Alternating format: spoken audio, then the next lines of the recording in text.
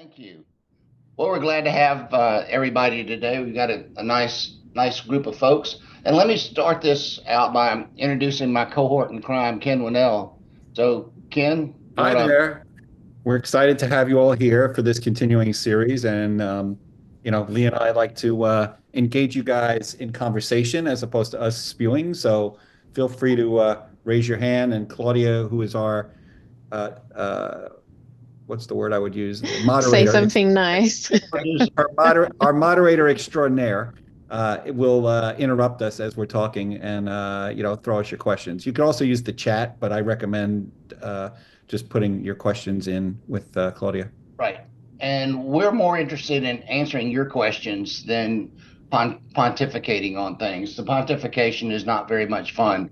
It's a lot more fun if we can chat with you. Oh, we love to hear ourselves talk, Lee, but let's face it, nobody else does. There you go. Okay. Who has a question? Well, then I Well, get to start. let's talk about something that's near and dear to me, Lee. Prioritization and innovation all happening around AI. You can't pick up a newspaper today or watch a television report without somebody saying something about AI. And other than knowing how to spell it, I think a lot of people in our audience, want to know questions about, what is agentic technology and why are agents so important versus the LLMs that we all, heard about in the mirror of or the miracle of ChatGPT, et cetera. So maybe if people want to jump in on that, we'll open it up for that kind of conversation.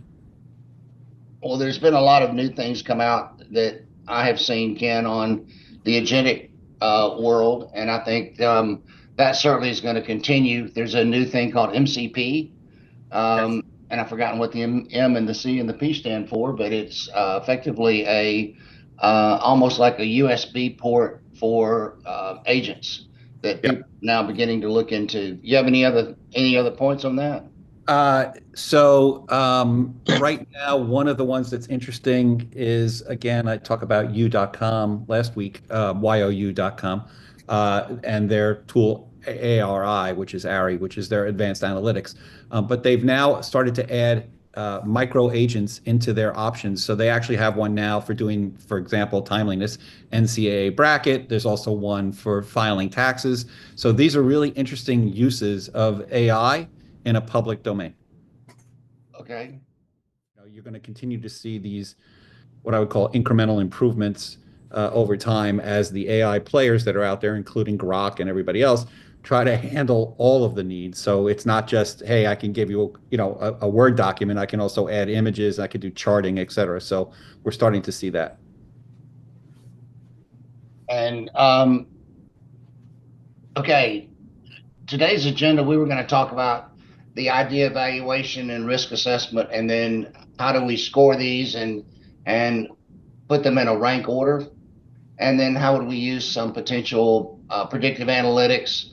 And we'll talk about some case studies, and I'll actually walk you through a very high level approach to actually evaluating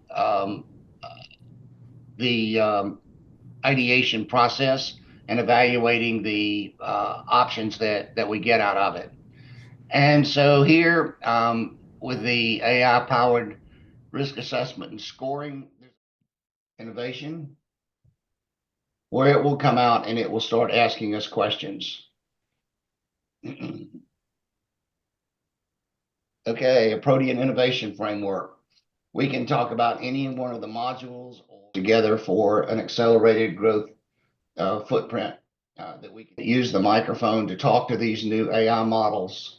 Okay, and here we're going to talk about the strategic diagnostic for the home health market.